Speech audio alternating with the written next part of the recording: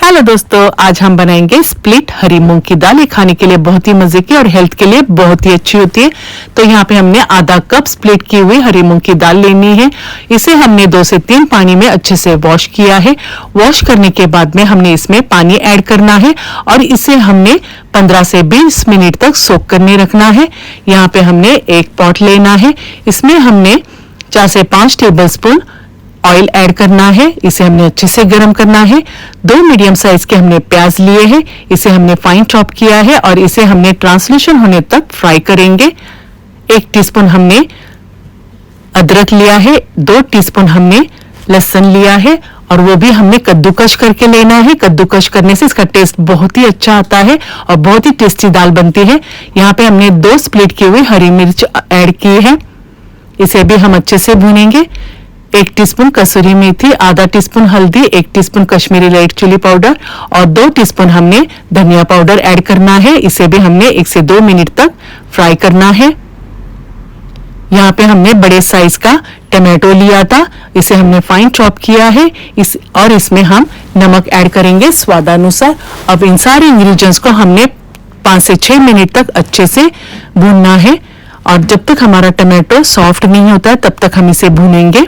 यहाँ पे हमने हमारी जो दाल हमने सोक करने रखी थी उसे भी हम इसमें ऐड करेंगे। अब इसे भी हमने 4 से 5 मिनट तक अच्छे से भूनना है। ये देखिए अच्छे से भून चुकी है। अब हम इसमें 5 कप भर के हम इसमें पानी ऐड करेंगे। पानी ऐड करने के बाद में हमने इसे अच्छे से मिक्स करना है। मिक्स करने के बाद में हमने इसके ऊपर कवर लीड बंद करके इसे मीडियम लो फ्लेम पे हम 20 मिनट तक हमारी दाल कुक होने देंगे। यहाँ पे हमारी दाल हो चुकी है 20 मिनट के बाद में। ये देख सकते हैं आप, हमारी दाल अच्छे से कुक हो चुकी है। जो हरी मूंग के ऊपर जो स्किन होता है हरा वाला, वो साइड अलग नहीं हुआ है, एक साथ ही है, आप देख सकते हैं। अब हम इसमें हरा धनिया ऐड करेंगे। इसे भी अच्छा सा मिक्स करेंगे। ये देखिए, अब हम इसे एक तड़का लगाएंगे। तो यहाँ पे हमने 2 टेबलस्पून भर के हमने बटर लेना है। 1 टीस्पून जीरा ऐड करेंगे। लहसुन की कलियां हमने लिए हैं 5 से 6। इसे हमने फाइन चॉप करके ऐड करना है। इसे भी हमने अच्छे से भूनना है।